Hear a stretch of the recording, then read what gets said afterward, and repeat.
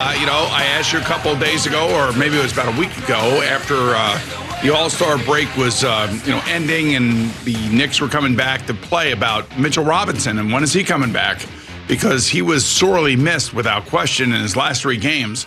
Prove exactly what he's worth to the Knicks. Now, I'm not sitting here saying that he can stop Embiid or Giannis or any of the big men in the middle, Jokic, any of those guys. But I am saying for what the Knicks do and what they need, he's a guy that basically has a profound impact, especially on defense and especially offensive rebounding. Now, I thought that maybe Tom Thibodeau would have taken him out a little bit later, earlier in the game last night when the Knicks clearly were winning and were going to win the game, but he left him out there. But I don't know. Jalen Brunson has not been great the last three games. He's been a little bit off, but that's okay. Because Josh Hart has picked up the slack, and he was a great ad, and I feel good about what I watched last night. I don't think they played their best game, but I thought defensively they were good. And listen, let's face it, when Jason Tatum is off the way he was last night, and they were off, I think they shot like 42 threes last night, and I think they hit 9. Yeah, I think that is exactly right. Yep. And the Knicks were 12 of 31 from three. So if the Knicks would hit their free throws, they would have won by 20. It's amazing how just sometimes it can be really frustrating. Just hit your free throws. Everybody should be able to do that. Now that's where Mitchell Robinson can't even hit the rim, which is amazing. But there's no question that with him back in the middle, playing defense and getting offensive rebounds, and Jalen Brunson and Emmanuel quickly kind of controlling the game. Emmanuel sometimes still gets a little helter-skelter, but he was shooting well last night. R.J. Barrett had another little bit of an off night. And again, I was listening to the radio station yesterday. I know a bunch of guys on the station here are not big R.J. fans. And I understand that. Brandon Tierney's not a big R.J. fan. I don't think the guys in the afternoon are big R.J. fans. It's not about being a fan. It's about, developing a younger player. And looking at some of these players that now have reached the pinnacle of success in the NBA, they're all around, maybe with the exception of guys like Ja Morant, and even Trae Young has stumbled. Everybody thinks Trae Young's the answer to everything, and he's having a bad year. Got the coach fired. Sure. So, these kids, they go through it, and they're going to have some off seasons. And when I think about off seasons, I think about last year with Julius Randle.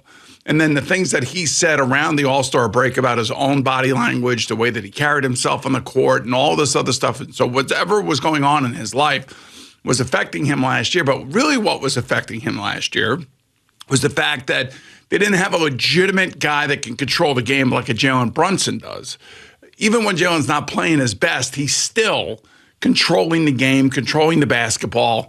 And he does, and what's his name? Julius Randle doesn't have to have all the pressure of always taking the shot. Now, he made some tough shots last night, Julius Randle did, which was good, and was good to see him do that against a good team. Because, there have been times where he disappears against good teams. Like he'll throw at bricks and things of that nature and have off games. But, there was, what's the name? Breeny and Clyde were talking about it last night, talking about how this team genuinely likes each other.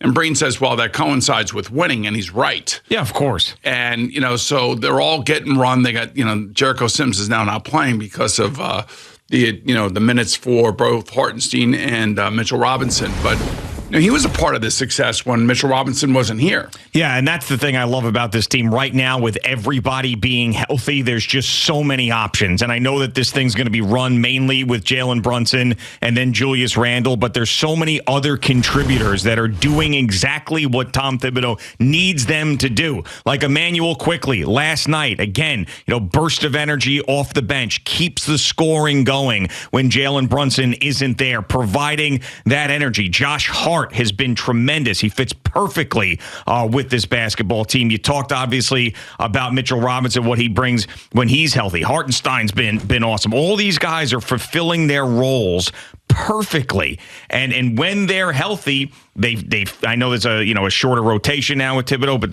they're deep and they're talented and they're relentless and they played defense last night. This looked like a real basketball game. This did not look like a 140, 138 stupid bunch of threes craziness. They played defense and this looked like a real basketball game, and that's the type of game that will win in the postseason. Well, it's also know that that, Boston was not hitting their shots last night. Yeah, but either. I mean, part of that's the defense. I know, part of it, yeah. The Knicks do a lot of jumping and flying past the guy shooting and then shooting and missing.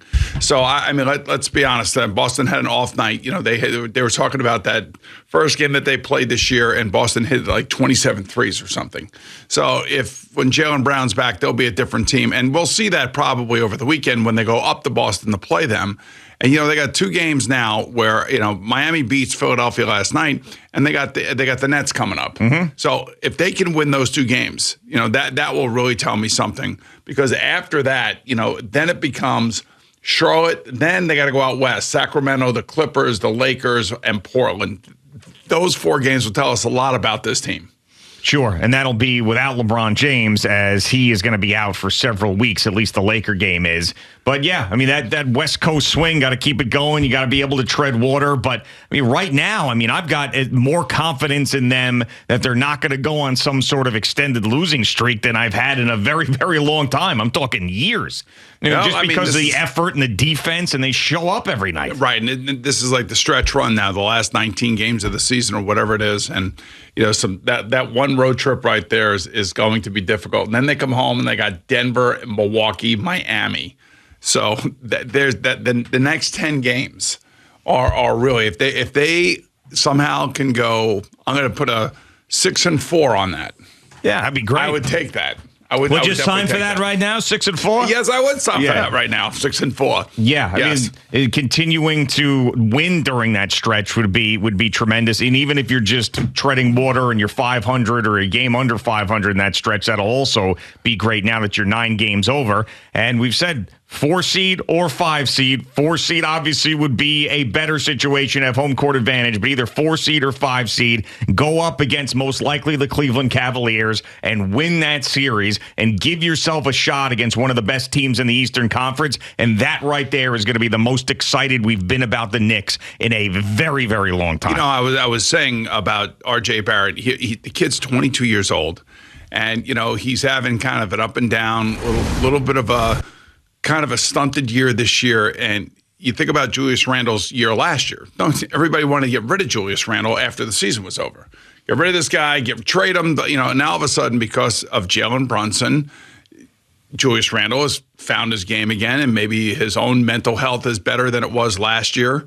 And I would just say that, the thing about RJ Barrett is that he's not a kid that's going to give you a problem. He is a kid that's going to work on his game. It's going to work to play defense. And if he doesn't have a great night, he's going to go play defense. And I don't know. I'm not sitting here saying that he's going to turn into a superstar, but I am not at the age of 22. And I know it's different in basketball. Brandon Tierney keeps telling me this all the time. It's different. You know.